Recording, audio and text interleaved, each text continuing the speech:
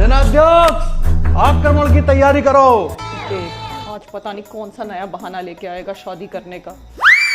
हमारे चरणों का कवच, हमारी मर्यादा का आभूषण, हमारी एक चरण पादुका अदृश्य हो गई और यह राज्य के गौरव पर चोट है। चरण पादुका? चप्पल महाराज, बाजार से नई चप्पल ले आएंगे, कोई बात नहीं। मूर्ख, बाजारू वस्तुओं का कोई मूल्य नहीं होता।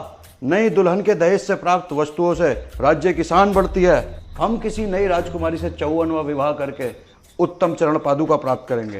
हे भगवान, अब चप्पल खो गई तो भी ये विवाह करेंगे। मूर्ख दासी, तेरे मुख से निकली ज्वाला शत्रुओं की तलवार से भी गहरा वार करती है। पता नहीं क्या क्या नई कहानियां सुनाने लग जाता है। कहानी होती है तुम जैसी तुच्छ दासियों की। अरे हम महाराज हैं, हमारी वीर गाथाएं होती हैं। महाराज क्रोध मत कीजिए।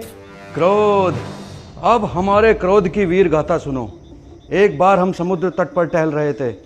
हमने देखा एक विशालकाय मत्स्य दानव नाविकों की नौकाओं को तोड़ रहा है। उसके मुख से भयानक अग्नि निकल रही थी और पूंछ से लहरें उठ रही थी। हमने समुद्र में छलांग लगाई और उससे युद्ध करने लगे। यह संग्राम 7 दिन 7 रातों तक चलता रहा। रक्त से समुद्र लाल हो गया, जिसे वर्तमान काल में हम लाल सागर के नाम से जानते हैं। फिर आगे? अंततः हमने उस दानव की पूंछ पकड़कर उसे तट पर पटक दिया। फिर क्या हुआ महाराज? तभी स्वर्ग की राजकुमारी वरुणा देवी प्रकट हुई। उन्होंने हमसे कहा, हे वीर पुरुष, स्वर्ग की सभी अप्सराएं आपसे विवाह करना चाहती हैं। किंतु हमने उत्तर दिया, अभी पृथ्वी लोक में कन्याएं शेष हैं। अरे यार, इस आदमी की तो कहानियां नहीं खत्म होंगी। दासी, हम जानते हैं तुम भी हमसे विवाह करना चाहती हो, परंतु एक महाराज दासी से विवाह नहीं कर सकता। परंतु तुम चाहो तो हम तुमसे गुप्त विवाह कर सकते हैं।